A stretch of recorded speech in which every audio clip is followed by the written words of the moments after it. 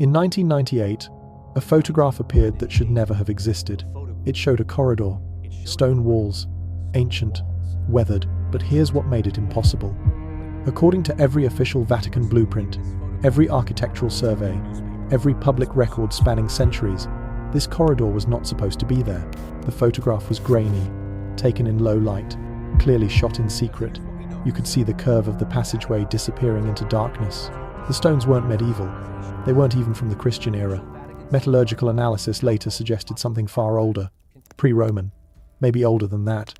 The person who leaked this photograph was a Vatican insider, someone with access to areas the public never sees, someone who had clearance to walk through sections of the Apostolic Palace that don't appear on any official map. 3 months after the photograph surfaced in a small Italian newspaper, this person was found dead in their apartment in Rome.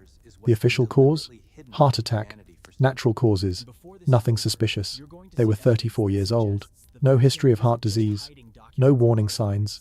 Just dead. And the photograph? It vanished from public record almost immediately. The newspaper that published it received pressure to retract. Copies were scrubbed from early internet archives. The few researchers who tried to investigate were stonewalled, threatened, or worse. But copies survived. They always do. And those who've seen it, who've studied it, who've compared it to the known layouts of Vatican City, all ask the same question. What exactly lies beneath the Vatican? Because here's what we know for certain. The Vatican sits on top of 22 distinct layers of civilization. Ancient Rome, pagan temples, Etruscan settlements. And beneath all of that, structures even older. The official Vatican Secret Archives, now called the Apostolic Archive, contains 53 miles of shelving. That's the public admission. 53 miles of documents, texts, scrolls and records, but that's just what they admit to. Ground-penetrating radar studies, some conducted by universities, some leaked from private surveys, suggest something else entirely. Sealed chambers. Tunnels extending from beneath St. Peter's Basilica all the way to Castel Sant'Angelo, nearly a mile away. Spaces that appear on no blueprint. Rooms that have been deliberately sealed off, sometimes with walls built over existing doorways, sometimes with entire corridors filled with rubble and concrete. Why? What could be stored in these places that requires such extreme measures? What knowledge could be so dangerous that it must be buried beneath layers of stone and guarded by an institution that has survived for 2,000 years? Former construction workers who helped renovate parts of the Vatican in the 1960s have spoken, decades later, about building sealed rooms.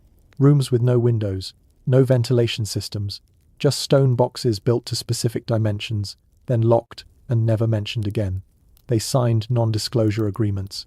Some were told these were structural reinforcements, others were given no explanation at all. But they remember the locations.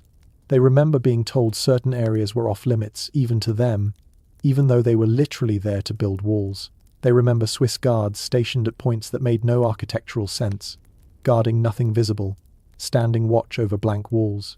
Hey, this is Mr. H, and if you're here because you want answers to questions most people are afraid to even ask, you're in exactly the right place. We're about to go deep into something that connects ancient history, suppressed knowledge, and modern conspiracy in ways that'll make you question everything you thought you knew about the world's most powerful religious institution. Do me a favor, hit that subscribe button and turn on notifications, because this story goes places you won't believe, and you're not going to want to miss what comes next. Now, physical spaces are just containers. Secret chambers, hidden corridors, sealed vaults, they're all just architecture. What matters is what fills them.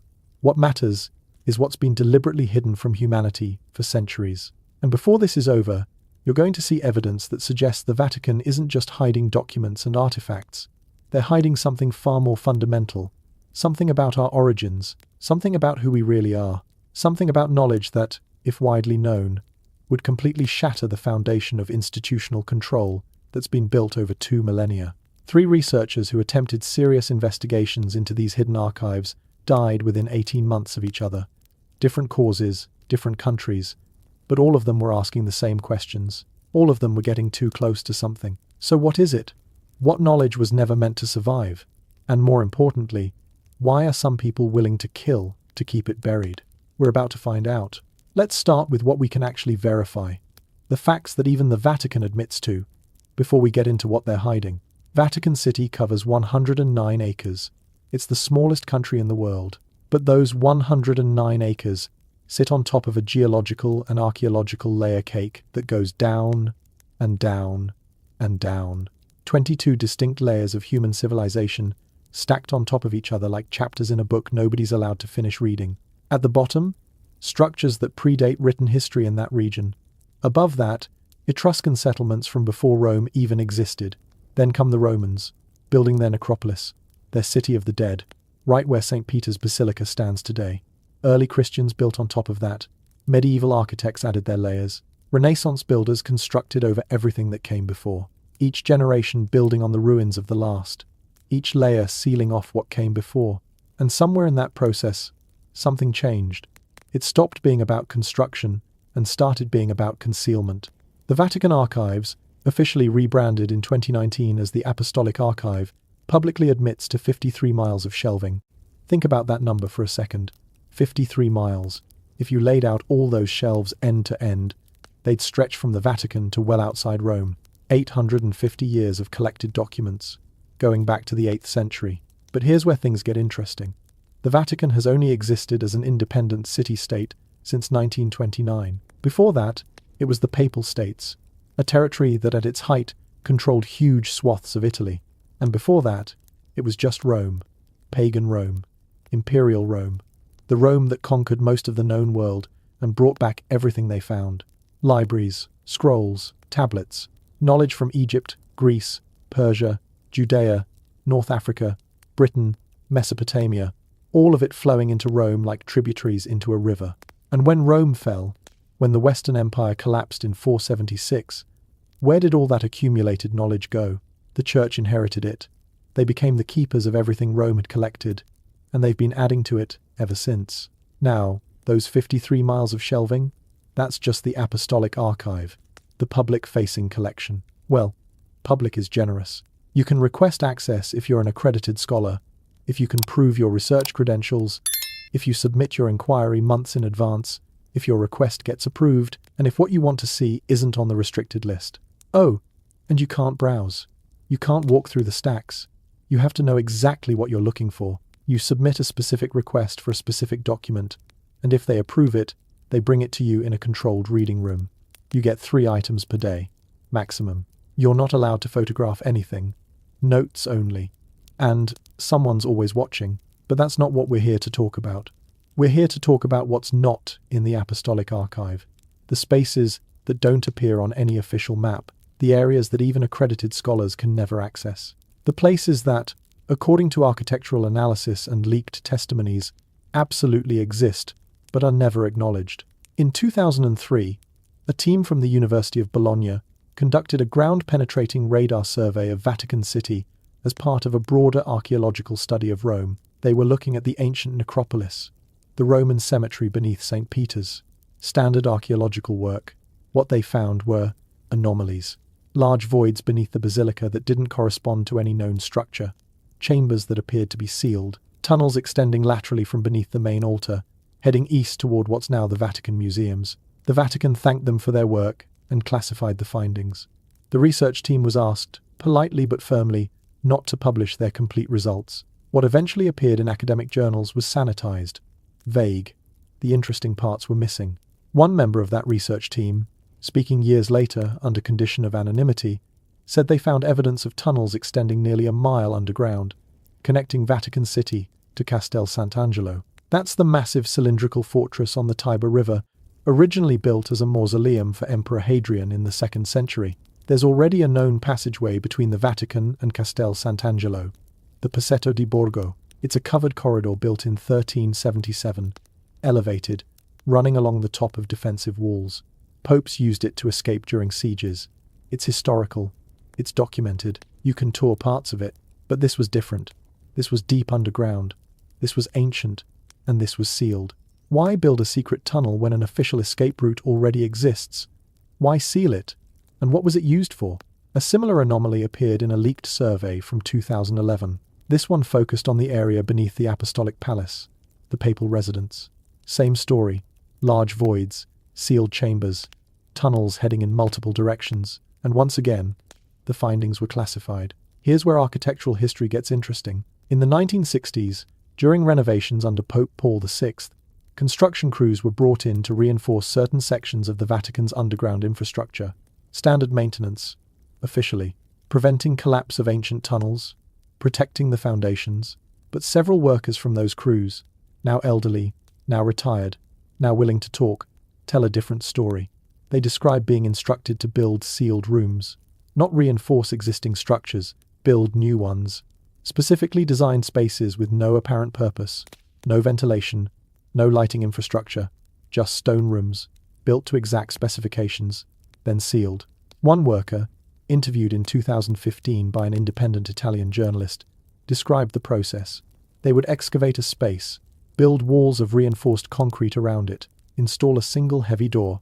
Then, before the door was sealed, Vatican officials would bring in items, crates, boxes, sometimes individual objects wrapped in cloth. The workers were never told what these items were. They were instructed to finish the walls, seal the door, and then build another wall in front of the door, essentially creating a room within a room, with the entrance completely hidden behind what appeared to be a solid wall. This worker specifically remembered 3 such rooms being built in the span of 6 months, all in the sublevels beneath the Apostolic Palace, all following the same protocol, and all erased from the official construction records that were filed with Vatican City's infrastructure department. When asked why he waited so long to speak about this, the worker said something chilling.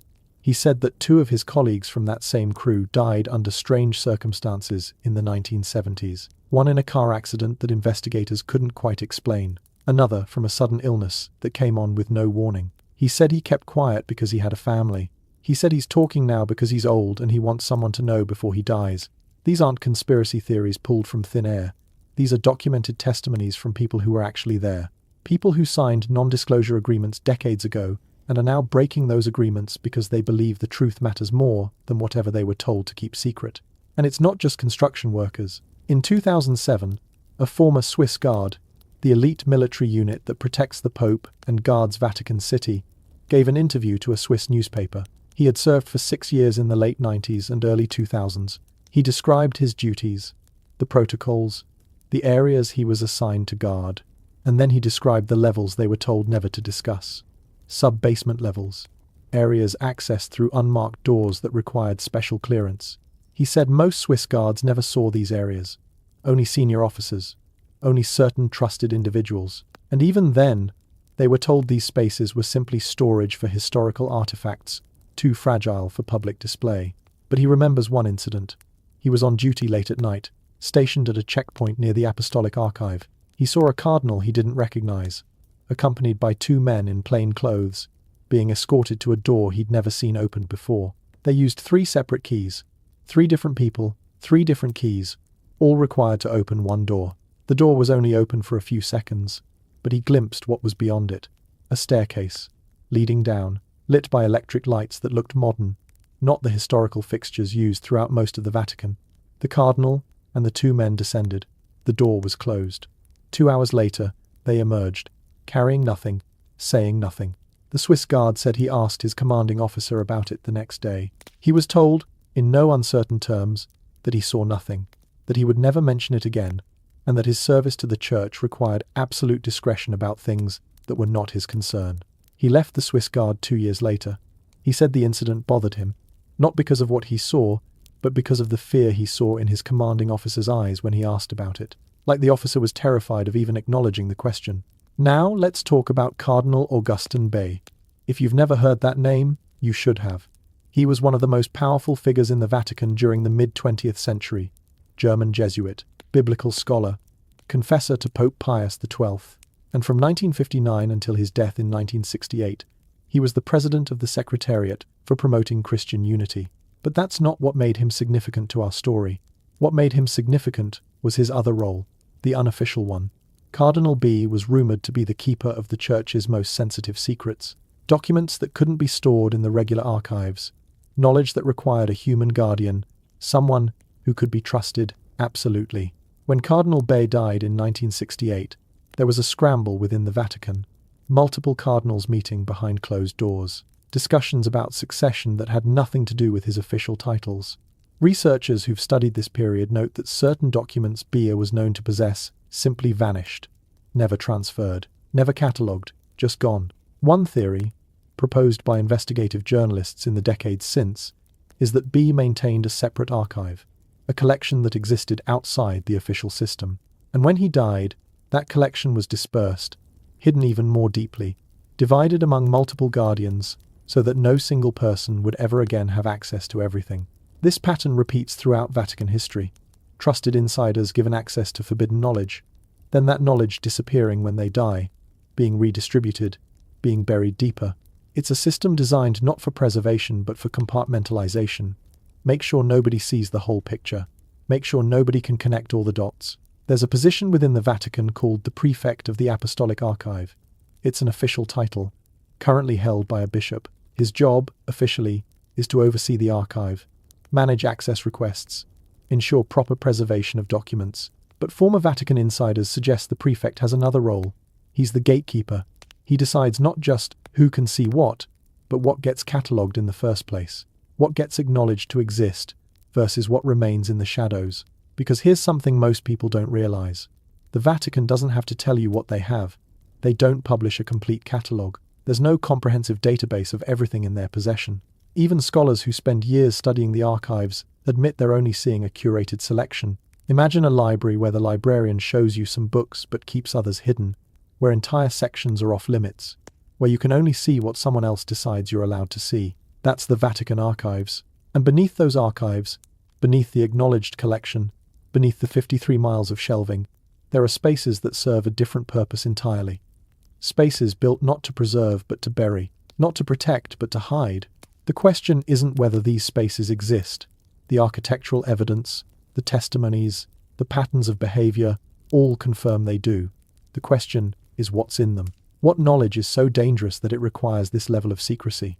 What could threaten an institution that has survived for 2,000 years, that has weathered every political upheaval, every social revolution, every challenge to its authority? What information could be so devastating that it must be locked away in sealed chambers beneath tons of stone, guarded by protocols that ensure almost no one even knows these spaces exist? Real quick, I'm curious. Where are you watching this from right now? What time is it where you are? Drop a comment and let me know. I love seeing how far these investigations reach, how many different places around the world people are asking the same questions we're exploring here. Because whatever it is, it's not just historical curiosities. It's not just embarrassing correspondence or financial records. You don't build that kind of infrastructure for tax documents. You build it for something that changes everything. So let's talk about what actually started all of this. The reason the Vatican needed secret chambers in the first place.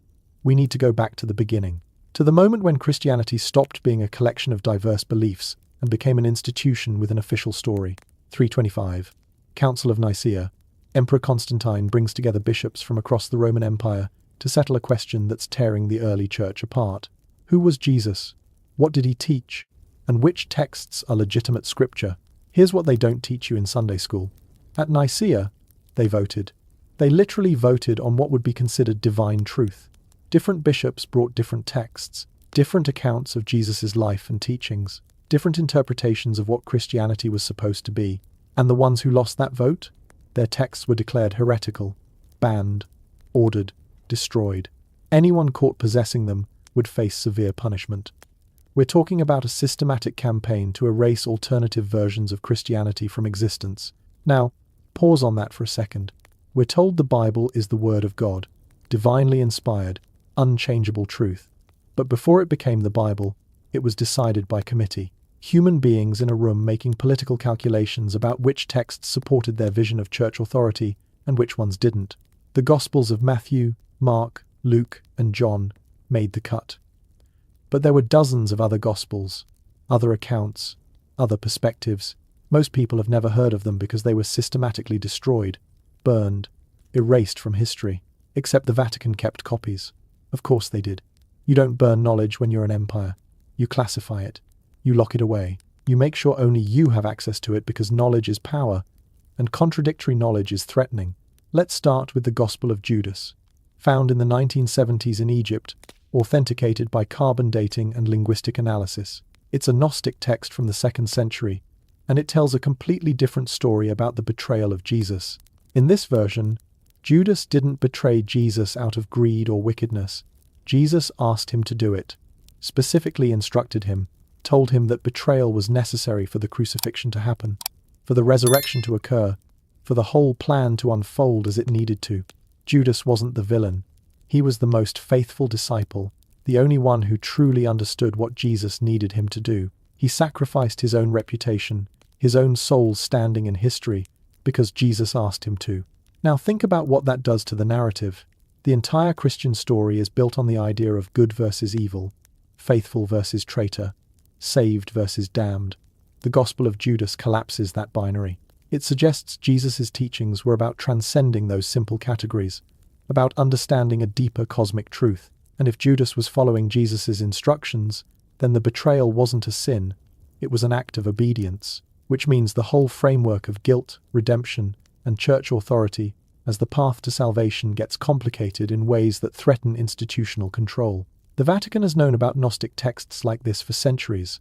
Long before the modern discoveries, they inherited them from Rome, from Alexandria, from early Christian communities they absorbed and suppressed.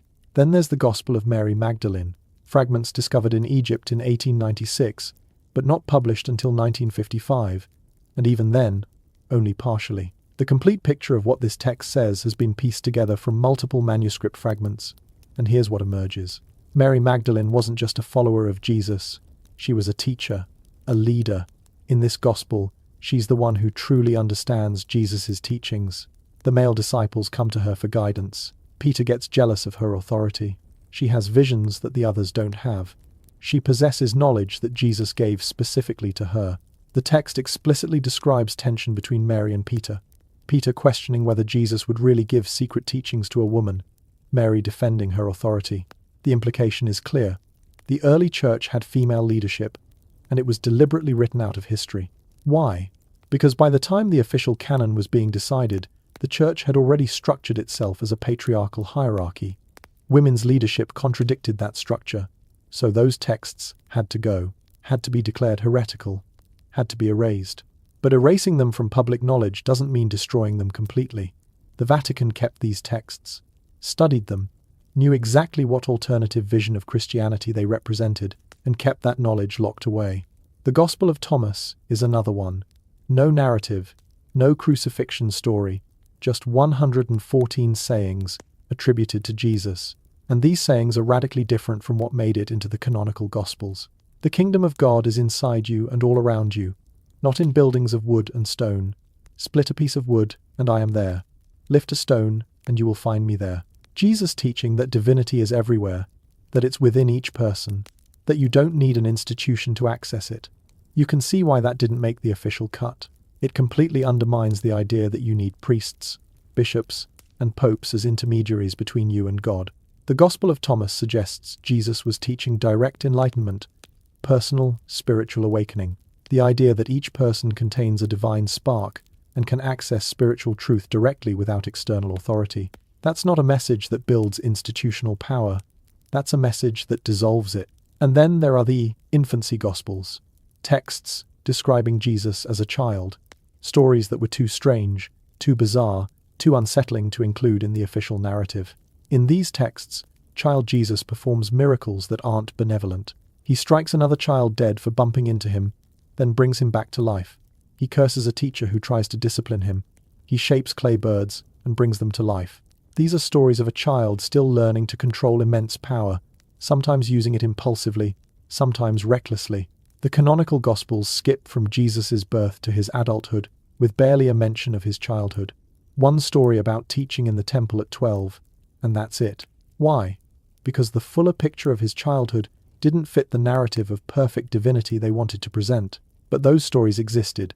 They were part of the early Christian tradition, and the Vatican has them, tucked away, never discussed, never acknowledged in official doctrine. Now, let's get into the deeper stuff. The Gnostic tradition. This is where things get genuinely threatening to everything the church built itself on. Gnosticism taught that the material world is a prison, that human souls are divine sparks trapped in physical bodies, trapped in a false reality created by lesser beings called archons, that the true God, the ultimate divine source, is beyond this world, and that Jesus came to teach humans how to escape this prison through direct spiritual knowledge, gnosis, not faith, not obedience, knowledge. The Gnostics believed that most humans are asleep, unaware of their true nature, controlled by archons who feed on human energy and keep humanity trapped in cycles of ignorance and suffering. Jesus' mission wasn't to die for sins. It was to wake people up, to teach them they're divine beings who've forgotten who they are. You can immediately see the problem this creates for institutional Christianity. If salvation comes from inner knowledge, you don't need a church. If you're already divine, you don't need priests to intercede for you. If the material world is a false construct, controlled by malevolent entities, then earthly religious authority is part of the system keeping you imprisoned. The Gnostics were hunted down. Their texts were burned. Their teachers were killed. The church declared them the most dangerous heresy of all because they weren't just challenging doctrine, they were challenging the entire premise of religious hierarchy. But here's where it gets wild. When the Nag Hammadi library was discovered in Egypt in 1945, it contained 52 Gnostic texts that had been buried in a jar for 1600 years, buried to protect them from destruction.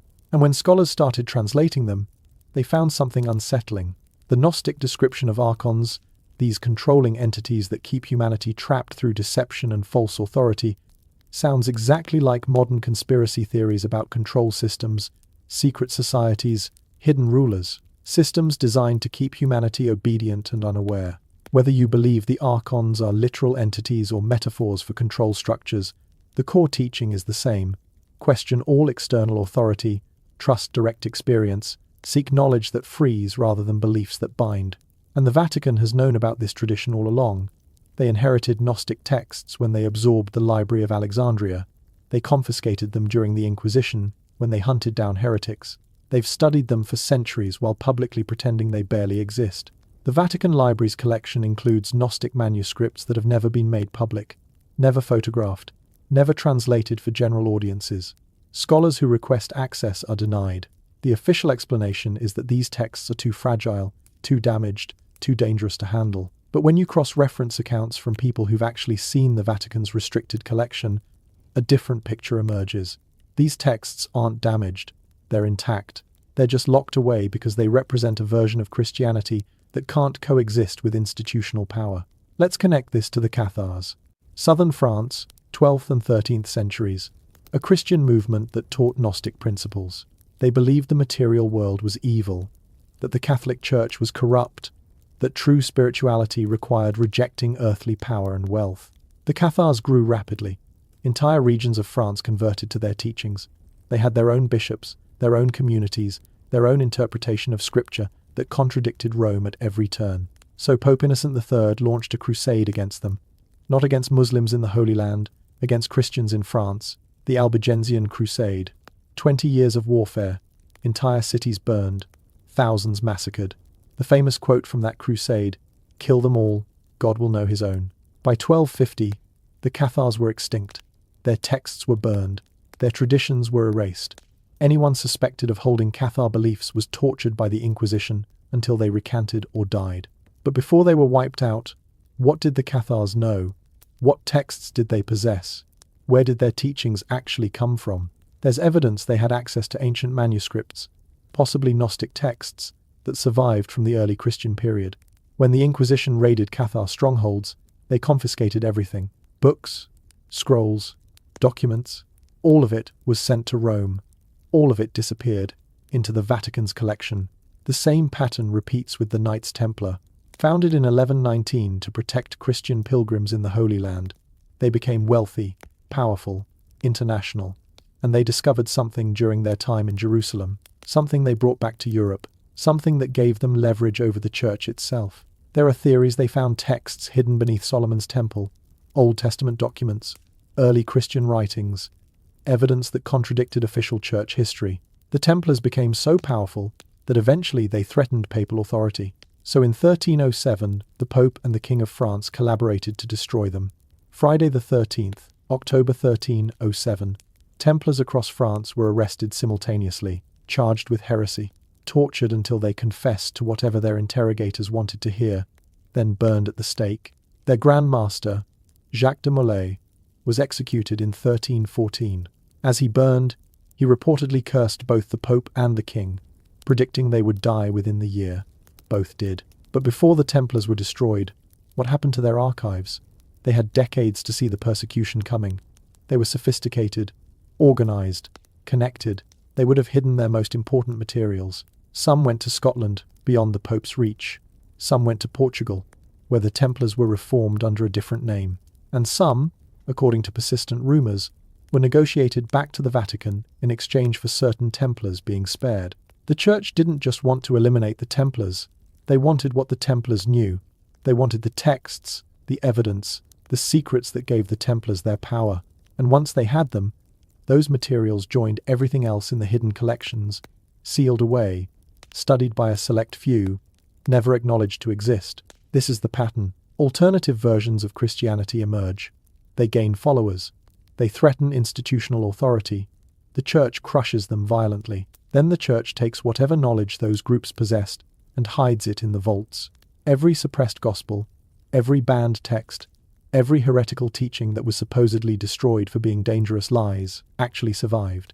In Vatican archives, in sealed chambers, in collections that scholars can't access and the public doesn't know exist. The Christianity you've been taught is the version that won a political battle in the 4th century. But the versions that lost that battle didn't disappear. They're still there, underground, hidden, guarded by an institution that knows if people understood the full diversity of early Christian thought, if they knew that Jesus' teachings were interpreted in radically different ways by those who actually knew him, it would shatter the authority of the modern church. Because here's the ultimate question these texts raise. What if Jesus wasn't teaching religion at all? What if he was teaching liberation, direct spiritual knowledge that frees you from external control? What if the message was always about finding divinity within yourself, not submitting to religious hierarchy? That's not a message that builds cathedrals and papal authority. That's a message that makes institutions irrelevant. And institutions don't preserve messages that make them irrelevant. They bury them. Here's something that'll make you uncomfortable. The Vatican owns some of the most advanced telescopes on Earth. They're not just dabbling in astronomy as a hobby. They're actively searching the skies. And they have been for a very long time. Why does the Catholic Church need cutting-edge astronomical observation technology? Why does an institution built on faith invest millions in studying the cosmos? And more importantly, what have they found up there that the rest of us aren't being told about? The Vatican Observatory has existed since 1891. Pope Leo XIII established it officially. But the Church's interest in astronomy goes back much further. Medieval monks tracking planetary movements. Renaissance cardinals funding astronomical research. The Church has always watched the heavens. In 2093, the Vatican partnered with the University of Arizona to build the Vatican Advanced Technology Telescope on Mount Graham in southeastern Arizona. This isn't some small research instrument. This is a serious piece of equipment. 1.8-meter mirror, cutting-edge optics, capable of observing distant galaxies, exoplanets, and objects at the edge of our solar system. But here's where things get strange. There's another telescope at the same facility, the Large Binocular Telescope, two 8.4-meter mirrors working together. One of the most powerful optical telescopes in the world, and the Vatican has access to it through their partnership. Now, the Vatican's instrument on this telescope has been nicknamed Lucifer. They'll tell you it's an acronym. Large Binocular Telescope, Near Infrared Utility with Camera and Integral Field Unit for Extragalactic Research. That's the official explanation. But you have to admit, it's an interesting choice of acronym for a telescope operated by the Catholic Church. And when pressed about it, Vatican astronomers get defensive. They've since tried to distance themselves from the nickname, started calling it Lucy instead. But the question remains, what are they looking for? In 2008, Father José Gabriel Funes, director of the Vatican Observatory at the time, gave an interview that sent shockwaves through certain communities. He stated, explicitly, that believing in extraterrestrial life does not contradict Catholic faith. He said it's possible that alien life exists, and that these beings could even be considered part of God's creation. This wasn't some rogue priest. This was the Vatican's chief astronomer, speaking in an official capacity, in an interview published in the Vatican newspaper. He went further. He said that just as there are diverse forms of life on Earth, there could be other beings, even intelligent ones, created by God elsewhere in the universe. Now ask yourself, why would the Vatican's head astronomer feel the need to publicly address the theological implications of extraterrestrial life unless they had reason to believe it was a relevant question, unless they had information suggesting this wasn't hypothetical? Leaked correspondence from Vatican astronomical circles obtained by researchers through Freedom of Information requests to partner universities, mentions observations of anomalous objects in the solar system, objects that don't behave according to standard orbital mechanics, objects that appear to be under intelligent control. These aren't UFO sightings from random witnesses. These are observations from professional astronomers using advanced equipment, documented in internal communications, then classified by the Vatican before any official publication. There's a classification level within Vatican astronomical research called Siloe. It's not widely known. It doesn't appear in public documentation, but former Vatican observatory researchers have mentioned it in private conversations. Siloe-designated observations are flagged for restricted access. Only certain individuals can review the data. The rest of the research team is told the observation was a sensor error or misidentification. What could Vatican astronomers be seeing that requires this level of compartmentalization? Let's go back further. 1917. Fatima, Portugal. 3 shepherd children claim the Virgin Mary appeared to them and gave them 3 secrets. Messages about the future, prophecies, warnings. The 3rd secret of Fatima was written down by Sister Lucia, one of the children. In 1944, it was sealed in an envelope and sent to the Vatican with instructions that it be opened in 1960. Pope John XXIII read it in 1960. He was reportedly so disturbed that he refused to release it. The envelope was resealed and locked away. Every pope since has read it. None released the full content until the year 2000, when Pope John Paul II authorized a partial disclosure. The official version talks about persecution of Christians, an assassination attempt on a pope, suffering and martyrdom. But people who've researched this extensively, including Vatican insiders who've spoken anonymously, insist the released version is sanitized. They claim the actual 3rd secret contains information about contact with non-human intelligence, about beings from elsewhere who have been interacting with humanity for thousands of years, about the Church's knowledge of this interaction and their role in managing that information. Father Malachi Martin was a Jesuit priest, a Vatican insider, someone with access to the highest levels of church knowledge. Before his death in 1999, he gave interviews where he spoke cryptically about Fatima.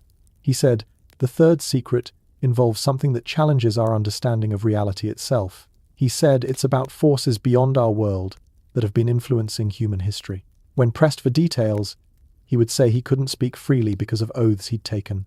But he warned that what's coming, what the 3rd secret actually describes, would force humanity to confront questions about our place in the cosmos that most people aren't prepared to face.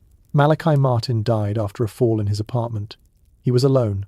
The circumstances were never fully explained. He was 78, but he'd been active, healthy, still giving interviews right up until his death. Now let's talk about the miracle of the Sunday. Same location, Fatima, October 13, 1917. The children had predicted that Mary would perform a miracle that day, so everyone would believe their visions were real. 70,000 people showed up, and then something happened. Witnesses described the sun appearing to dance in the sky, spinning, throwing off colors, appearing to plunge toward the earth. People screamed. Some thought it was the end of the world. The event lasted about 10 minutes. Then everything returned to normal. 70,000 witnesses. Journalists present. Photographs taken. This wasn't mass hysteria. Something visible, something physical, occurred in the sky that day. The official church explanation is that it was a miracle, a sign from God. But look at the descriptions more carefully. Witnesses described a disc-shaped object, silvery, rotating, emitting beams of colored light. They described it descending rapidly, then ascending again. They described feeling intense heat, despite it being October in Portugal. That's not how people describe the sun behaving strangely. That's how people describe seeing an unidentified craft performing maneuvers in the sky. What if the miracle of the sun was contact?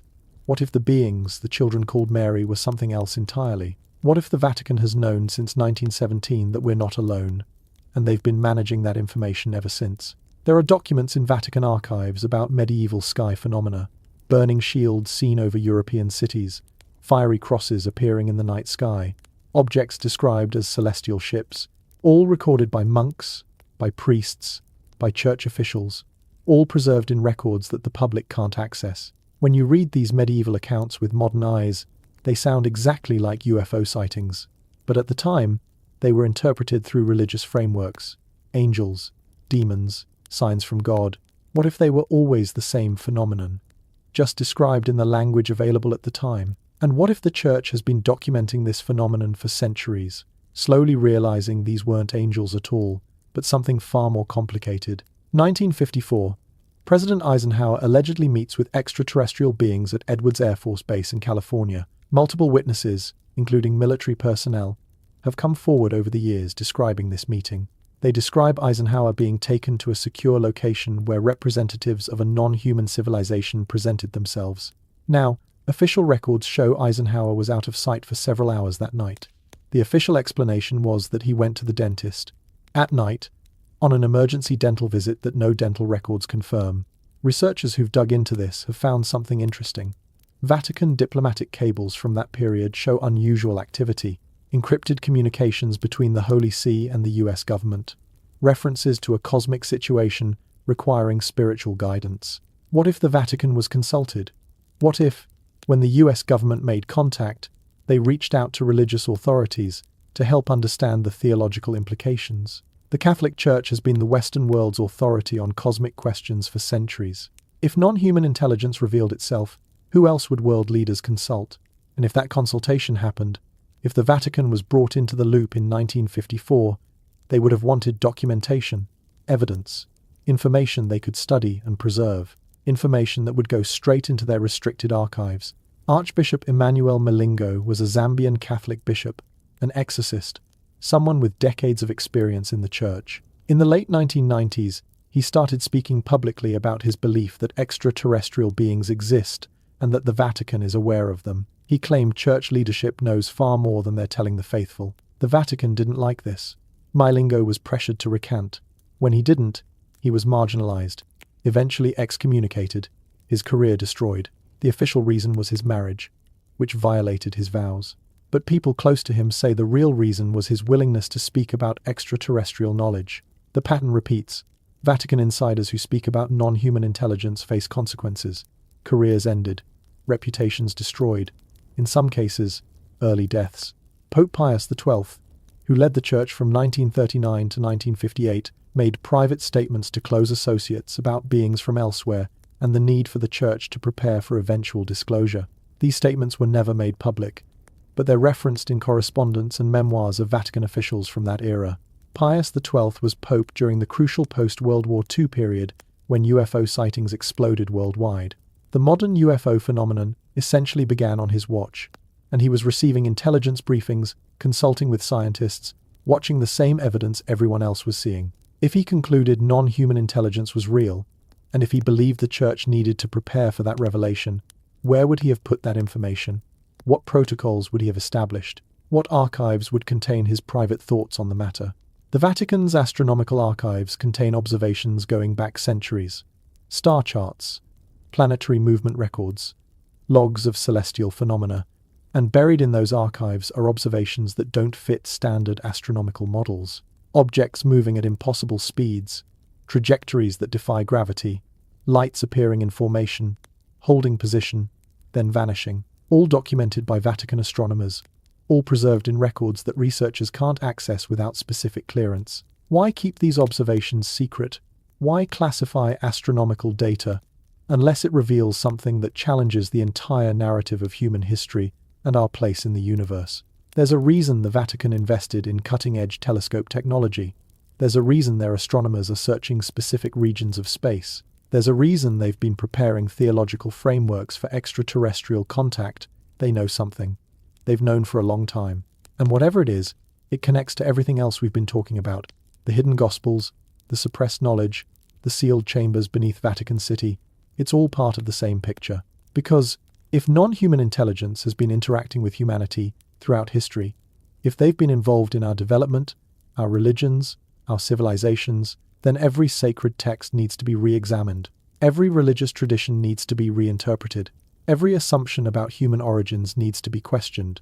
And the Vatican, sitting on centuries of accumulated knowledge, has known this all along. They've been watching the skies. They've been documenting contact. They've been preserving evidence that would fundamentally alter how humanity sees itself. The question is, what else have they found? What other evidence connects ancient history to cosmic visitors? And why are they so determined to keep it locked away in chambers that officially don't exist? Because we're not just talking about aliens. We're talking about the possibility that everything we've been taught about human civilization, about our origins, about who we are and where we came from, is incomplete at best and deliberately misleading at worst. And somewhere in those Vatican vaults, in those sealed rooms, in those restricted archives, the full truth is waiting. Knowledge doesn't guard itself. It needs people. People willing to keep secrets. People who understand what's at stake. People who've made choices about what humanity should and shouldn't know. But sometimes those people crack. Sometimes they talk. And sometimes they die under circumstances that raise more questions than answers. Father Malachi Martin. We mentioned him earlier, but let's really look at who this man was. Irish Jesuit, brilliant scholar, fluent in multiple languages including Aramaic and Hebrew. He worked in the Vatican from 1958 to 1964, serving under Pope John XXIII. He had access, real access, the kind that comes with knowing where bodies are buried, metaphorically and perhaps literally. In 1964, Martin left the priesthood under mysterious circumstances. He was released from his vows, moved to New York, and spent the rest of his life writing books and giving interviews. Books about Vatican politics, exorcism, prophecy, secret societies within the church. But it's his interviews that are most revealing, especially the ones from the 1990s, near the end of his life. He would speak in riddles, always stopping short of explicit revelations. He'd reference things he couldn't fully discuss because of oaths he'd taken. He'd hint at knowledge that would destroy faith if made public. In one interview, he was asked directly about the third secret of Fatima. He said it involves something that will happen, something that's coming, something that relates to forces most people don't believe exist. When the interviewer pushed him, Martin's exact words were, "I can't tell you what I know, but I can tell you it's worse than you can imagine, and it's not about nuclear war." He was found dead in his New York apartment in July 1999, 78 years old. The official cause was a fall. He'd apparently tripped and hit his head. He was alone. No witnesses. No clear explanation of what caused the fall. Friends said he'd seemed anxious in the weeks before his death. He'd told one associate he was worried about saying too much. Another friend reported Martin received threatening phone calls that he wouldn't discuss in detail. The autopsy was cursory. The death was ruled accidental. And just like that, one of the most informed Vatican insiders of the 20th century was gone. Archbishop Emmanuel Malingo, Zambian exorcist, rose through church ranks to become Archbishop of Lusaka, spent decades performing exorcisms, dealing with cases the Vatican considered legitimate demonic possession. He saw things, experienced things, developed theories about spiritual warfare that made his superiors uncomfortable. In the 90s, Malingo started talking about extraterrestrials, not as demons, but as actual beings from other worlds. He claimed the Vatican knew about them. He said church leadership was in communication with non-human intelligence and keeping it from the faithful. He gave interviews, appeared on Italian television, spoke at conferences, and the Vatican started applying pressure. Move him to different positions, limit his public appearances. Eventually they called him to Rome for consultations that felt more like interrogations. 2001. Malingo married a woman in a ceremony conducted by Reverend Sun Myung Moon. The Vatican used this as justification to excommunicate him, but people close to Malingo say the marriage was a convenient excuse. The real issue was what he was saying about extraterrestrial knowledge. He spent his final years marginalized, discredited, his reputation systematically destroyed. He died in 2020 at age 90. By then, most people had forgotten his claims about Vatican secrets, which was probably the point. Now let's talk about the librarians, the actual people who manage Vatican archives. These aren't just scholars, they're gatekeepers, and over the decades, some of them have vanished under strange circumstances. 1978, a senior archivist working in the restricted section of the Vatican Library disappears. No note, no explanation. His apartment shows no signs of struggle. He simply doesn't show up for work one day and is never seen again. Italian police investigate. The case goes nowhere. The Vatican issues no public comment. His family is told he likely left of his own accord, though they insist that's impossible given his devotion to the church. What was this man working on before he disappeared? According to colleagues, he'd been cataloguing materials from a newly unsealed section of the archives, materials dating to the medieval period. He'd mentioned finding something unusual, documents that didn't match the official historical narrative. Then, he was gone. 1991. Another Vatican archivist, this one specializing in astronomical records, dies in a car accident outside Rome. Single vehicle crash on a clear day on a straight road. Investigators can't determine what caused him to lose control. Some theorize he fell asleep at the wheel, but colleagues say he'd seemed alert and energized that morning. He'd been excited about something he'd discovered in 16th century observations of celestial phenomena. 2002. A third archivist, relatively young, only 43, suffers a massive heart attack while working late in the restricted archives. No prior history of heart disease. Autopsy shows his heart simply stopped. Colleagues remember he'd been researching the Inquisition's confiscated materials, specifically documents taken from accused heretics. 3 archivists, 3 unexplained incidents, across 24 years, all working in restricted sections, all dealing with sensitive materials. You can call it coincidence, but patterns have a way of revealing themselves when you pay attention. Then there's the intelligence network. People don't realize the Vatican operates like a nation-state, because it is one. Vatican City has diplomats, intelligence gathering, information networks that span the globe. They call it the Holy See's diplomatic service, but it functions like any other intelligence agency, the Sodalitium Pianum. It existed officially from 1909 to 1921, a secret Catholic organization tasked with monitoring theological dissent and reporting to the Pope.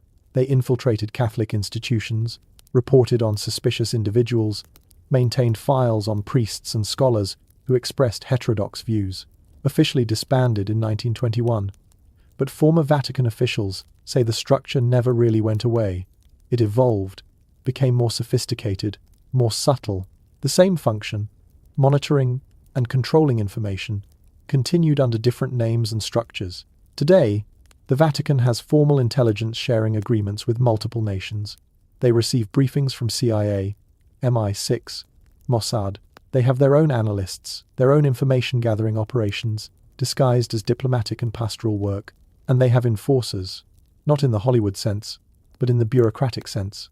People whose job is to ensure certain information stays contained. Careers ended quietly.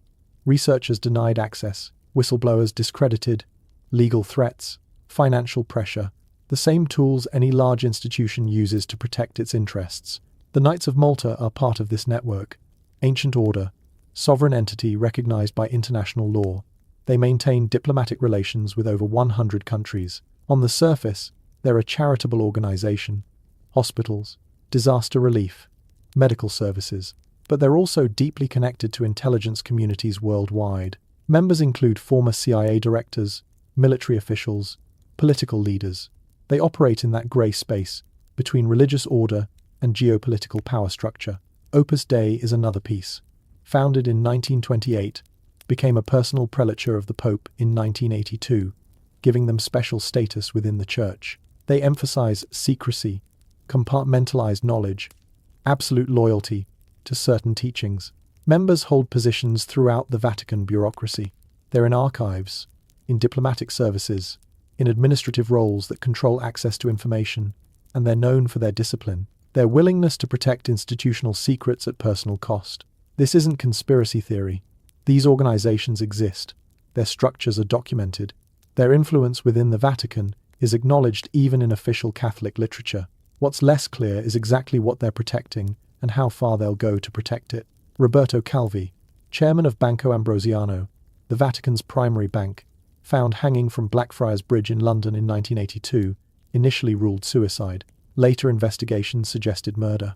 Calvi had been involved in financial dealings with the Vatican that went sour. He knew details about money flows, about connections between the Church and organized crime, about payments made to silence certain individuals. Before his death, Calvi told his family he was afraid, that he'd gotten in too deep, that he knew things about Vatican operations that made him a liability.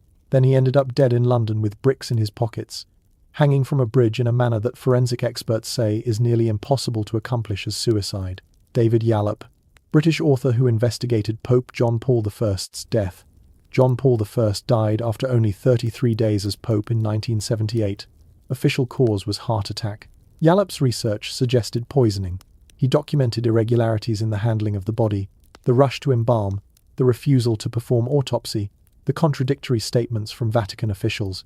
Yallop received death threats while researching his book. His sources were pressured. Some refused to speak to him out of fear. The Vatican denounced his work without addressing his specific evidence. And while Yallop himself died of natural causes in 2018 at age 81, several of his sources died unexpectedly during his investigation. These aren't random deaths. They're not unconnected incidents. They're part of a pattern that emerges when you map out who knew what and when they stopped being able to talk about it. The people who guard these secrets aren't monsters. Most of them genuinely believe they're protecting something important. They believe certain knowledge is dangerous, that humanity isn't ready, that revealing the full truth would cause more harm than good. But belief doesn't change what's being hidden, and protection doesn't justify the methods. People have died to keep these secrets. Careers have been destroyed.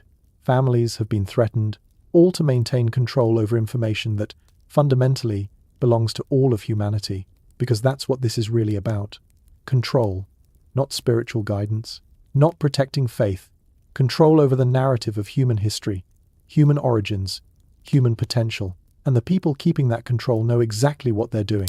The Vatican has an Egyptology department. Not many people know that. They have scholars, experts in hieroglyphics, specialists in pharaonic history. They've sponsored archaeological digs in Egypt for over a century, and they have a collection of Egyptian artifacts that rivals any museum in the world. But here's the thing. Most of what they've found has never been published. Most of their translations remain internal. And when you dig into what little has leaked out over the years, you start to understand why they're so careful about what they share. Egyptian texts describe technology, not metaphorically, literally. The Temple of Dendera has a relief showing what looks exactly like a light bulb, a lotus flower-shaped object with a filament inside, connected to what appears to be a power source. Egyptologists will tell you it's symbolic, that it represents the sun or divine illumination. But engineers who've looked at it see something else. They see a diagram. They see a design that matches how you'd construct a primitive electrical light source. And when you read the hieroglyphics accompanying the image, they describe the way to capture the power of the serpent and containing the light within the lotus. The Baghdad battery is another example. Discovered in 1936 near Baghdad, a clay jar containing a copper cylinder and an iron rod. When you fill it with an acidic liquid like vinegar or wine, it generates electrical current. It's a battery, a 2,000-year-old battery. Archaeologists debate its purpose. Maybe it was used for electroplating gold onto silver. Maybe it was used in some religious ceremony. But the fact remains, someone in ancient Mesopotamia understood principles of electrochemistry that supposedly weren't discovered until the 18th century. The Vatican's Mesopotamian collection includes Sumerian tablets that have never been fully translated for public consumption. Tablets describing the Anunnaki, beings who came from the sky and taught humanity advanced knowledge. Tablets with mathematical formulas, astronomical calculations, metallurgical processes that shouldn't exist in texts from 5,000 years ago. Academic translations sanitize these texts. They interpret technological descriptions as mythology, but word-for-word translations, done by researchers outside official channels, tell a different story. They describe machines, flying vehicles, weapons that could turn cities to dust, medical procedures involving surgical precision. Either the Sumerians had incredibly detailed imaginations about future technology, or they were describing something they'd actually seen. Göbekli Tepe changes everything we thought we knew about human civilization. Discovered in Turkey in 1994, but not excavated until 1995. Massive stone structures, pillars weighing up to 20 tons, intricate carvings, sophisticated astronomical alignments. Carbon dating puts it at 11,600 years old. That's 6,000 years before Stonehenge, 4,000 years before the pyramids. This was built when humans were supposedly primitive hunter-gatherers who just barely figured out agriculture. But these weren't primitive people. The engineering required to quarry, transport, and erect these stones demands organizational capacity, mathematical knowledge, and construction techniques that challenge every assumption about that time period. And here's what's strange. Göbekli Tepe was deliberately buried. Around 8000 BC, someone carefully filled in the entire complex with dirt. They preserved it, protected it. Then they walked away and left no written record of why. The Vatican sent researchers to Göbekli Tepe in the late 90s. They've maintained interest in the site through academic partnerships, but their findings, their theories about what the site represents, remain unpublished. When pressed, Vatican archaeologists say the site is still being studied and that premature conclusions would be irresponsible. Translation: they know what it means, and they're not ready to tell anyone. The Antikythera mechanism. Found in a shipwreck off the Greek island of Antikythera in 1901, At first, researchers didn't know what they were looking at, just corroded bronze fragments. But as they cleaned and examined it, they realized they'd found something impossible. It's a machine, an analog computer, gears, wheels, dials, all precisely engineered to calculate astronomical positions. It could predict eclipses, track the movements of planets, calculate the cycles of the moon, and it was built around 100 BC. Nothing like it appears again in human technology for 1500 years. The engineering precision required to create those gears wouldn't be matched until clockmakers in the 18th century. How did ancient Greeks build something this sophisticated? And why did that knowledge completely disappear? The Vatican has correspondence from Jesuit scholars who examined the mechanism in the early 20th century. They recognized immediately that it represented a problem for the historical narrative. If ancient civilizations could build computers, what else could they build? What other knowledge did they possess that's been lost or hidden? Those Jesuit reports were classified, tucked into archives that researchers can't access without demonstrating a compelling academic need that doesn't challenge church positions on human history. Giant skeletons.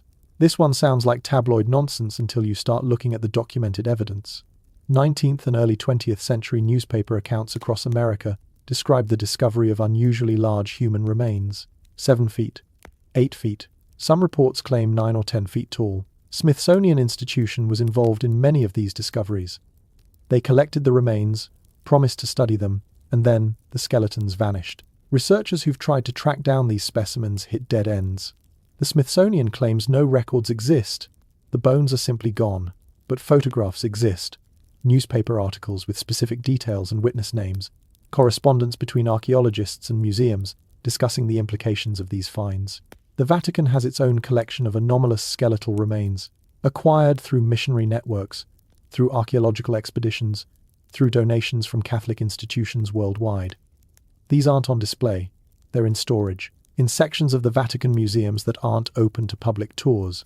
Why hide evidence of humans significantly larger than modern populations? Because it raises questions about human development, about whether our species has remained consistent over time, about whether there might have been different human populations or even different species living alongside Homo sapiens.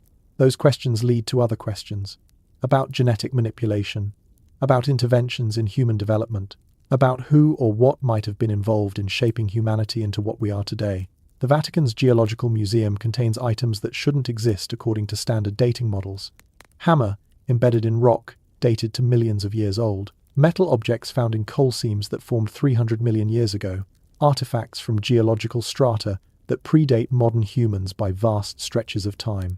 These are called out-of-place artifacts. They don't fit the timeline. They suggest either our dating methods are catastrophically wrong, or something was happening on Earth long before we think civilization began. Academic archaeology dismisses most of these finds as hoaxes or misidentifications, but dismissal isn't explanation. When you have physical objects that have been examined and tested, saying that's impossible doesn't make them disappear. The Vatican collects these objects, studies them privately, never publishes findings that would challenge the standard narrative, because the standard narrative maintains a specific view of human history that supports certain theological positions.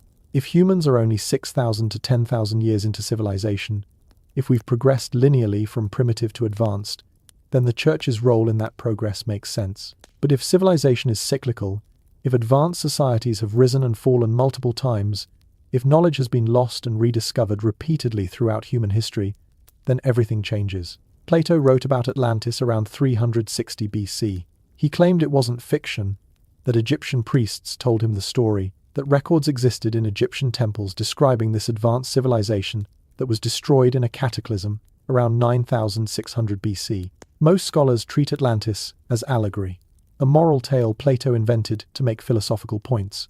But Plato insisted it was real. He provided specific geographic details.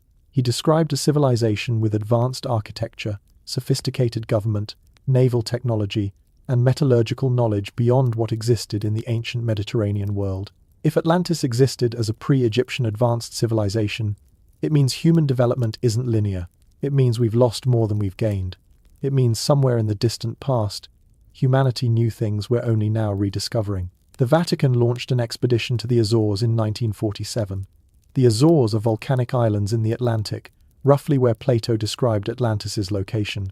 The expedition was small, quiet, conducted under the guise of pastoral work visiting Catholic communities, but the team included archaeologists and geologists.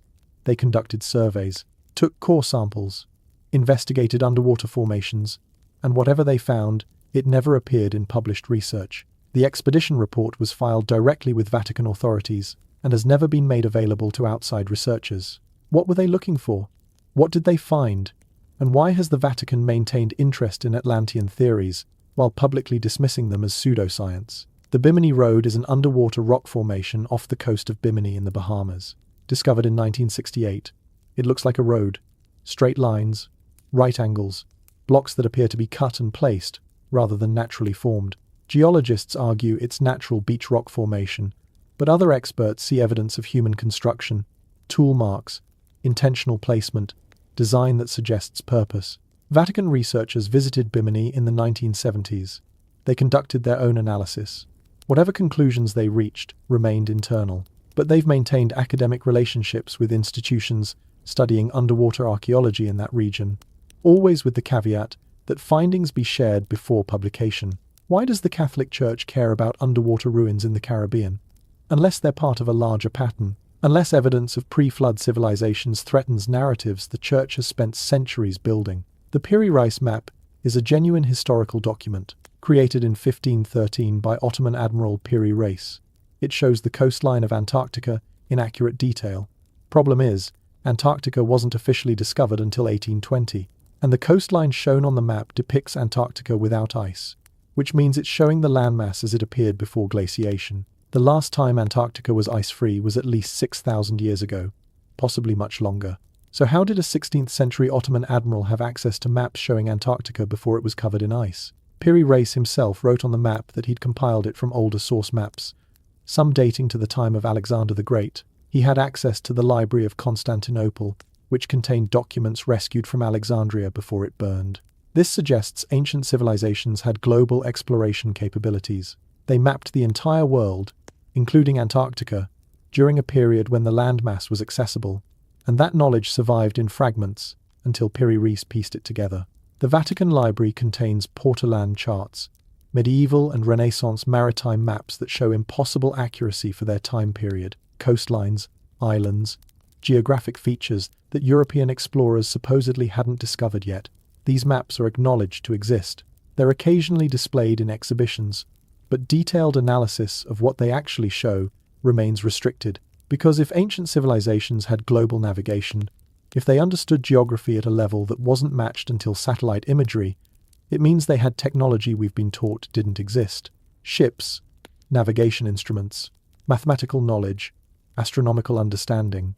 Pre-Christian Rome knew things they learned from conquering Egypt, Greece, Persia, Mesopotamia. Knowledge accumulated from every civilization they absorbed, and when Rome fell, that knowledge didn't disappear. It was inherited by the one institution that survived Rome's collapse. The Catholic Church became the keeper of everything Rome had collected. Every scroll, every tablet, every piece of ancient wisdom. They've had 1,700 years to study it, translate it, understand what it means, and they've made a choice. They've chosen to bury most of it, to release only what fits the narrative of human progress that supports church authority, to hide evidence of ancient advanced civilizations because that evidence undermines the story they need us to believe, the story that humanity started primitive and has been climbing toward enlightenment, the story that positions the church as a guide on that journey, the story that gives them authority over our understanding of where we came from and where we're going. But the physical evidence tells a different story. The artifacts, the structures, the impossible objects scattered across every continent.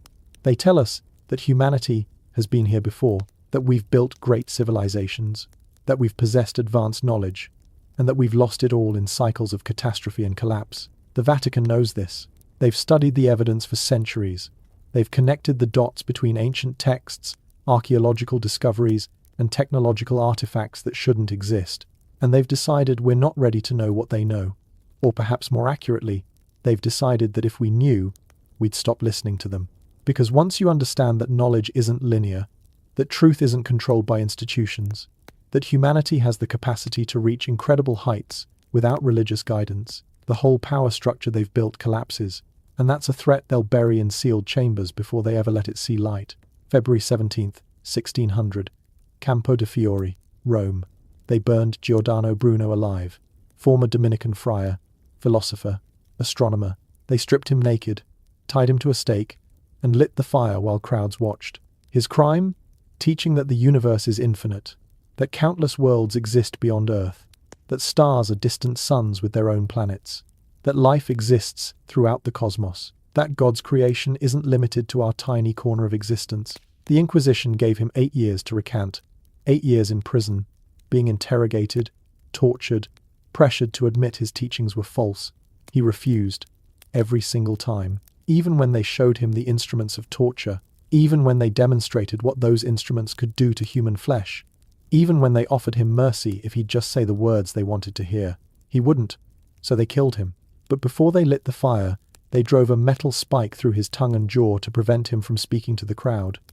They were afraid of what he might say in his final moments, afraid his words might inspire others. What happened to Bruno's writings? His books? His notes? His correspondence? The Inquisition confiscated everything, declared his works forbidden, ordered all copies destroyed, and then they archived them. Because you don't destroy knowledge when you're an institution, you classify it. Bruno's complete works exist somewhere in Vatican archives, the unedited versions, the full arguments he made about the nature of reality, about humanity's place in an infinite cosmos, about the relationship between science and spirituality, all of it preserved, all of it locked away, all of it kept from the very people who might find it most valuable. Galileo Galilei had better luck. They didn't burn him, they just destroyed his life. 1633. The Roman Inquisition put him on trial for supporting heliocentrism, the idea that Earth orbits the Sun rather than the universe revolving around Earth. This wasn't controversial science, it was mathematical fact. Galileo had observed the moons of Jupiter through his telescope, watched them orbit the planet, proving that not everything revolves around Earth. He'd seen the phases of Venus, which only makes sense in a heliocentric model. He had evidence. But evidence didn't matter. What mattered was that heliocentrism contradicted Scripture as the Church interpreted it. If Earth wasn't the center of creation, if humanity wasn't the focal point around which the cosmos revolved, then Church authority diminished. The theological framework crumbled. They gave Galileo a choice: recant publicly or face torture and execution. He was 70 years old. He recanted, spent the rest of his life under house arrest, forbidden from publishing, forbidden from teaching, watched constantly to ensure he didn't spread his ideas. But here's what's interesting. The Inquisition records of Galileo's trial were sealed for centuries. When they were finally opened in the 20th century, researchers found something unexpected. The Inquisition's own experts, their theological consultants, had privately admitted that Galileo's evidence was compelling. They knew he was right. They prosecuted him anyway, not because his science was wrong, but because accepting it would require the Church to admit error, to acknowledge that their interpretation of Scripture was flawed, to surrender authority over cosmological truth. Control mattered more than accuracy. It always has. The Library of Alexandria, we're taught it burned accidentally. That knowledge was lost through misfortune. But dig deeper into who was present when it burned, who benefited from its destruction, and a different picture emerges. Julius Caesar's forces were involved in one fire in 48 BC, but the library survived that. It continued functioning for centuries. The final destruction came later, in phases, as Christian mobs attacked pagan institutions throughout Alexandria. The mathematician and philosopher Hypatia was murdered by a Christian mob in 415, dragged from her chariot, stripped, beaten to death with tiles in a church. Her crime was teaching mathematics, astronomy, and Neoplatonic philosophy. Her crime was being a woman with intellectual authority in a society where that threatened emerging Christian power structures. When Hypatia died, the library's fate was sealed. Within decades, it was dismantled. The scrolls, the books, the accumulated knowledge of the ancient world, scattered or destroyed, but not all of it. Some was preserved, taken by those who understood its value, absorbed into collections that eventually made their way to Rome. The Church didn't just stand by while Alexandria burned. They participated, they encouraged it, and then they inherited what survived, adding it to their private collections while publicly celebrating the destruction of pagan knowledge. Medieval witch trials weren't about witchcraft. They were about control over knowledge. Look at who actually got accused. Midwives who knew herbal medicine, healers who understood how plants could cure illness, women who could read and write when literacy was rare, astronomers who tracked celestial movements, anyone who possessed practical knowledge outside church control. The word witch was applied to anyone practicing unauthorized expertise, women who helped other women give birth without priestly blessing, herbalists who could relieve pain without church-approved remedies, anyone teaching anything that suggested you could solve problems without clerical intervention. Thousands executed, tens of thousands arrested and tortured, and in every case, the Inquisition confiscated their materials, their books of herbal formulas, their astronomical charts, their medical knowledge passed down through generations, all of it labeled as evidence of witchcraft, all of it seized and archived. Those archives still exist. The Inquisition's records are technically open to researchers now, since 1998, but open is relative. You need Vatican approval. You need to specify exactly what you're looking for. You can't browse, and many sections remain restricted for preservation reasons. What researchers have accessed reveals a pattern. The accused weren't practicing supernatural evil, they were practicing unauthorized knowledge, and their confessions, extracted under torture, often describe the specific techniques they used: medical procedures, astronomical calculations, mathematical formulas, chemical processes. The Inquisition was systematically documenting practical knowledge while eliminating the people who possessed it, building an archive of expertise while ensuring that expertise couldn't spread outside church control. The Index Librorum Prohibitorum, the list of prohibited books, published by the Vatican from 1559 until 1966, an official catalogue of books Catholics were forbidden to read under pain of excommunication. 4,000 titles at its peak. Works by Descartes, Locke, Voltaire, Hugo, Balzac, Kant. Scientific treatises, political philosophy, literature that questioned authority or explored ideas the Church found threatening. But here's what's interesting. Every book on the index exists in the Vatican Library. Complete collections, multiple editions, translations into various languages. They banned these books for everyone else, while maintaining their own comprehensive collection. Why? Because forbidden knowledge is still knowledge. Because understanding what threatens you is strategic. Because controlling information means possessing it while denying others access. The index was officially abolished in 1966, declared no longer binding, but the logic behind it never disappeared. The Vatican still maintains restricted sections, still requires clearance for certain materials, still makes decisions about what can be accessed and what remains off limits. The Cathars return to our story here. Before they were exterminated, before the Albigensian Crusade wiped them out, they possessed texts, alternative gospels, Gnostic teachings, documents suggesting Jesus' message was fundamentally different from what the Catholic Church taught. When Cathar strongholds fell, when the Inquisition swept through southern France, they confiscated everything, loaded it onto carts and wagons, transported it to Rome, catalogued it as evidence of heresy, then stored it in archives where it would never threaten orthodox teaching again. The same thing happened to the Templars. When the order was destroyed in 1307, their libraries were seized. Everything they'd collected during 2 centuries in the Holy Land, everything they'd discovered beneath Solomon's temple, everything that gave them leverage over the papacy, gone, officially destroyed as heretical material. But insiders know that's not how the Church operates. You don't destroy leverage, you control it. You make sure no one else can use it against you. You keep it somewhere secure, somewhere you can study it, somewhere that proves you're the ultimate authority on what's true and what's dangerous. The torture records are the most disturbing. The Inquisition kept meticulous documentation.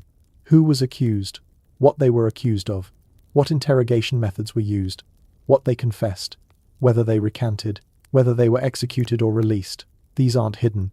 They're available to researchers, at least partially. And what they reveal is a systematic campaign against independent knowledge, against anyone who suggested you could understand the world without church mediation. Accused heretics were asked specific questions, not just about their beliefs, but about what they knew, what books they'd read, who taught them, what secrets they'd learned. The Inquisition was as interested in documenting knowledge networks as they were in punishing heresy. And when the accused broke under torture, when they confessed to possessing forbidden texts or learning unauthorized teachings, those confessions were recorded in detail. The content of what they knew, the sources of their knowledge, the methods they used. The Inquisition built a database, a comprehensive catalogue of alternative knowledge extracted from thousands of victims over centuries. And that database exists in Vatican archives.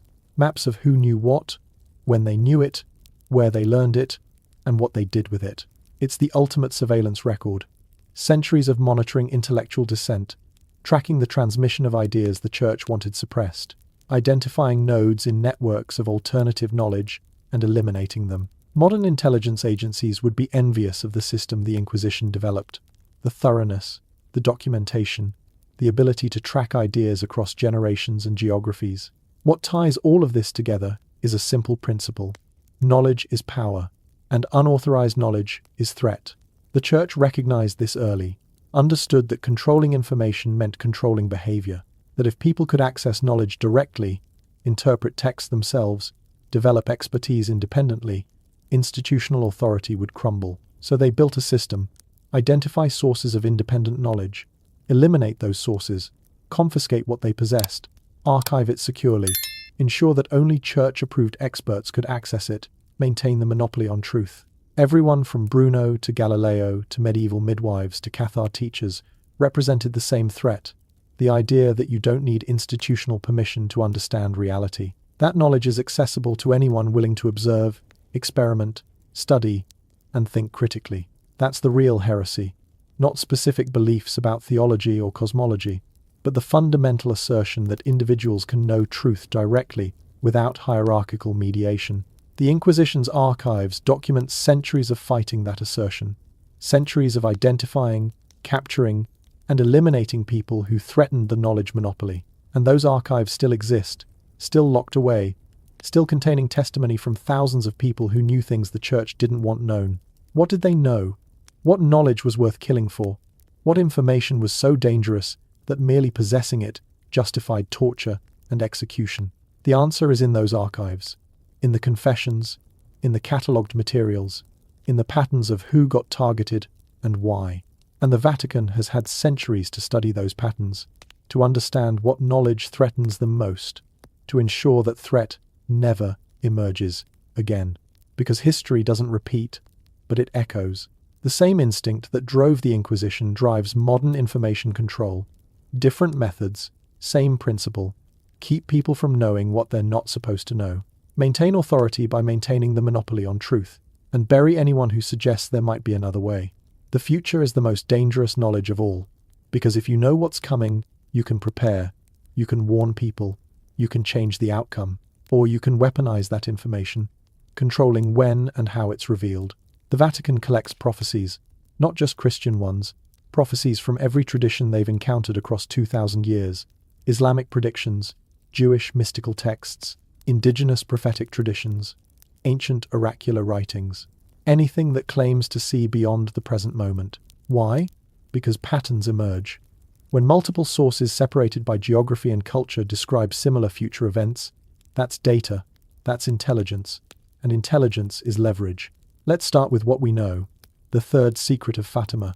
Sister Lucia wrote it down in 1944, sealed envelope, delivered to the Vatican with specific instructions, open in 1960 or upon her death, whichever comes first.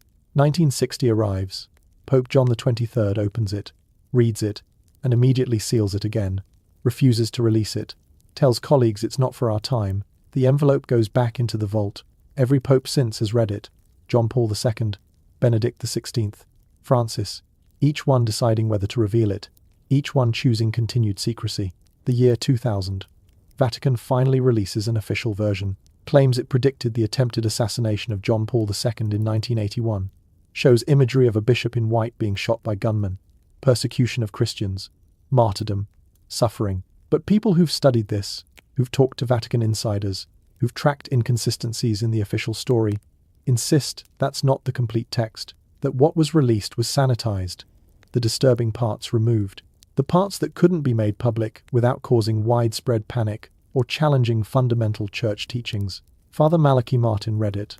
Before his death in 1999, he spoke about it in interviews, never revealing specifics because of oaths he'd taken, but dropping hints. He said it involved apostasy within the church itself, cardinals losing faith, the smoke of Satan entering the sanctuary, as Pope Paul VI once described it. But Martin also suggested something else, something about earth-level events, not just spiritual warfare but physical catastrophe. He used phrases like great chastisement and cosmic correction. He said, understanding the third secret requires understanding that spiritual and material realities are connected in ways modern thinking has forgotten. When pressed about whether it involved extraterrestrial contact or intervention, Martin wouldn't confirm or deny. He'd just say the secret challenges assumptions about humanity's place in a much larger picture. Sister Lucia herself, before her death in 2005, made statements that contradict the Vatican's official version. She told visitors the secret hadn't been fully revealed. She wrote letters saying the consecration of Russia that Mary requested at Fatima hadn't been properly performed, suggesting the prophesied events were still coming. In one interview, she said humanity is living in the times described by the secret, that what's unfolding now, in our era, is connected to what she was shown in 1917. She described it as a period of diabolical disorientation, where people can't tell truth from deception, where institutions meant to guide have become sources of confusion. What did she see? What exactly did three shepherd children witness that was so disturbing the Vatican has spent over a century managing the information? The prophecy of the popes adds another layer, attributed to Saint Malachy, a 12th century Irish bishop, a list of 112 Latin phrases, each supposedly describing a future pope. The prophecy covers popes from Malachy's time to the end of the papacy itself. We're at the end of the list. Pope Francis is either the 112th pope or the 113th, depending on how you count. The final phrase in Malachy's prophecy describes the last pope. In the final persecution of the Holy Roman Church, there will reign Peter the Roman, who will feed his flock amid many tribulations, after which the seven-hilled city will be destroyed, and the dreadful judge will judge the people. Rome is the seven-hilled city. The prophecy suggests Rome's destruction, the end of the institutional church, and judgment. The Vatican officially dismisses the prophecy of the popes as medieval forgery. They claim it was created in the 16th century, not the 12th. But they've never explained why the prophecy has been remarkably accurate for the popes it describes, why specific phrases match details of papal reigns with uncanny precision. And they've never explained why they keep the original manuscript, if it exists, in restricted archives, rather than making it available for authentication. What if the prophecy is real? What if the Vatican has known for centuries that the institution has an expiration date? That would explain a lot. The urgency to consolidate power, the obsession with controlling information, the need to shape humanity's spiritual development before the structure collapses. Nostradamus is another source. Michel de Nostradame, 16th century French apothecary and seer, published prophecies in quatrains, cryptic four-line verses describing future events. His predictions have been interpreted to describe everything from the French Revolution to World War II to modern terrorism. Most people know about the published quatrains. What they don't know is that Nostradamus wrote other material, letters, detailed explanations, a more complete set of prophecies that provided context for the cryptic verses. Much of that material ended up in Vatican hands. How? Nostradamus was Catholic. When he died in 1566, the Church had first access to his estate, and given the controversial nature of his prophecies, given the interest powerful people had in understanding what he'd predicted, the Vatican would have wanted those documents. Former Vatican researchers have mentioned seeing Nostradamus manuscripts in restricted collections, not the published quatrains everyone knows, but correspondence, detailed predictions with dates and specific descriptions, material that never appeared in public versions of his work. What did those unpublished prophecies say? What did Nostradamus see that the Vatican decided couldn't be widely known? The Dead Sea Scrolls present another piece of this puzzle, discovered between 1947 and 1956 in caves near Qumran. Ancient Jewish texts, biblical manuscripts, sectarian writings from a community that existed around the time of Jesus. Israel controlled access to the scrolls. Academic teams were assigned to translate and publish them, but the Vatican had diplomatic relationships with Israel. They negotiated access. Vatican scholars were part of the translation teams, and certain texts, certain scrolls, were never fully published. Why? Because some Dead Sea Scrolls contain apocalyptic prophecies, descriptions of end times, wars between sons of light and sons of darkness, cosmic battles, periods of tribulation followed by divine intervention. And some of these prophecies include timelines, not vague someday predictions, but specific descriptions of signs, sequences of events, astronomical markers that could be calculated and dated.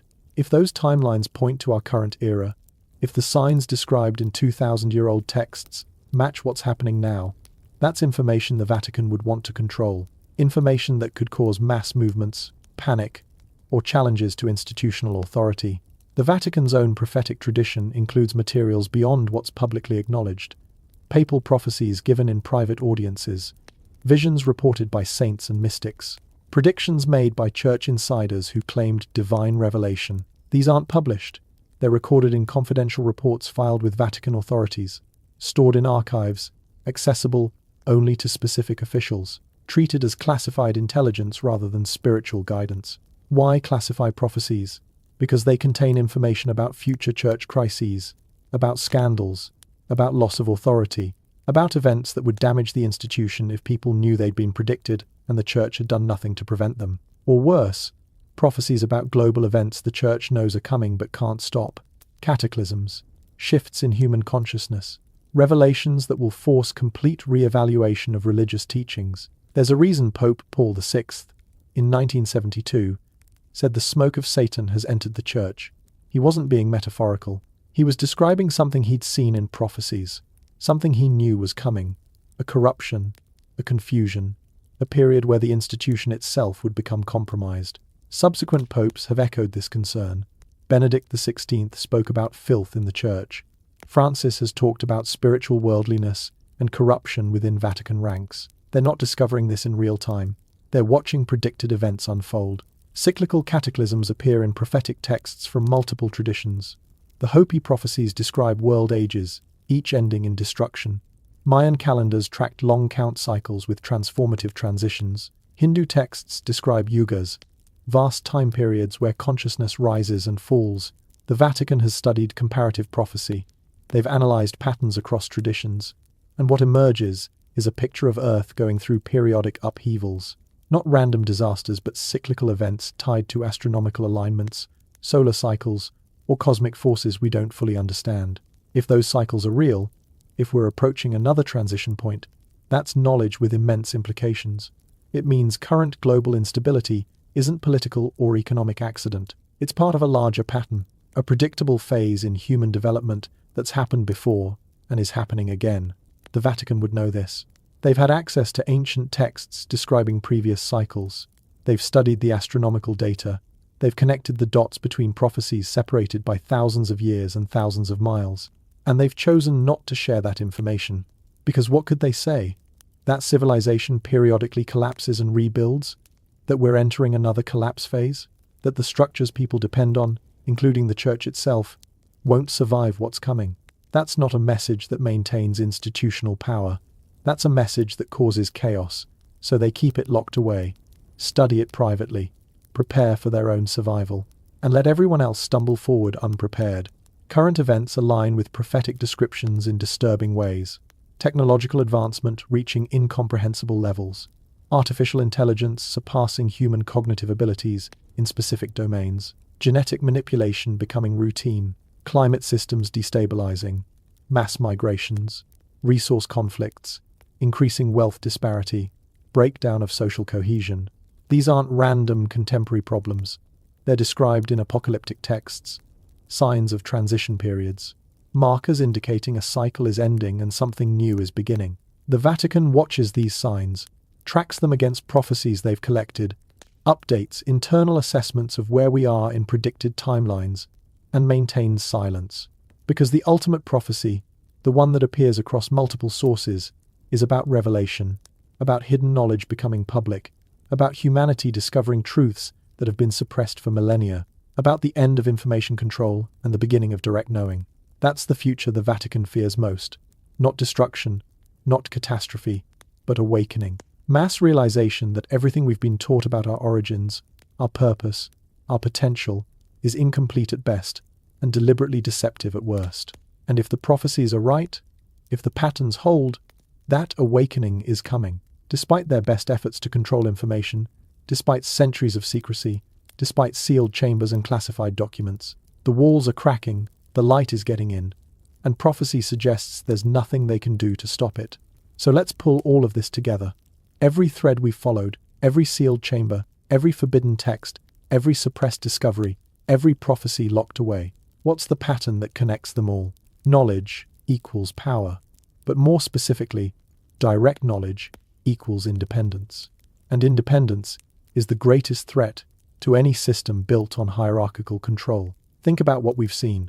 Alternative gospels teaching that divinity is within you, that you don't need intermediaries to access spiritual truth. Ancient technologies proving civilizations rose to incredible heights without religious guidance. Extraterrestrial evidence suggesting humanity's origins and development involve forces beyond Earth. Prophecies indicating these cycles of rise and fall, knowledge and forgetting, have happened before and are happening again. Every single piece of hidden knowledge shares one characteristic. It empowers individuals while diminishing institutional authority. The Gnostics taught direct spiritual experience, burned as heretics. The Cathars taught that church hierarchy was unnecessary, exterminated. Giordano Bruno taught that the universe is infinite, and we're not special, executed. Galileo proved Earth isn't the center of everything, silenced. The pattern is clear. Any knowledge suggesting humans can understand reality directly, without permission, without mediation, without submitting to external authority, gets suppressed. Violently when necessary, subtly when possible, but always suppressed. The Vatican didn't become the world's greatest archive by accident. They understood something fundamental. Controlling the past controls the present, and controlling information about possible futures controls behavior in the now. Rome conquered the world and accumulated knowledge from every civilization they touched. When Rome fell, the Church inherited that role. They became the keepers, the translators, the interpreters, the ones who decided what ancient texts meant, which ones could be trusted, which ones were dangerous. And over 2 millennia, they built a system. Physical vaults beneath Vatican City, containing materials that would shatter their authority if made public. Organizational structures ensuring only trusted individuals access sensitive information. Networks of intelligence gathering, disguised as pastoral care. Protocols for identifying and neutralizing threats to information control. This isn't unique to the Catholic Church. Every power structure throughout history has operated the same way. Control information, control people. Limit access to knowledge. Limit capacity for independent action. Position yourself as the necessary bridge between people and truth. But something's changing. The internet made information harder to contain. Leaks happen faster. Whistleblowers have platforms. Researchers can collaborate across borders. Documents get scanned and distributed before they can be classified. The old model of centralized knowledge control is breaking down. And the Vatican knows this. You can see it in how they've adapted, rebranding the Secret Archives as the Apostolic Archive, allowing limited researcher access to create the appearance of transparency while maintaining restricted sections, participating in public discussions about extraterrestrial life to get ahead of potential revelations. They're preparing for a world where some of their secrets become public, trying to control the narrative of disclosure rather than prevent disclosure entirely, because they understand that absolute secrecy is no longer sustainable. But here's what matters. We don't need them to release everything. We don't need permission to reconstruct what they've hidden, because knowledge leaves traces.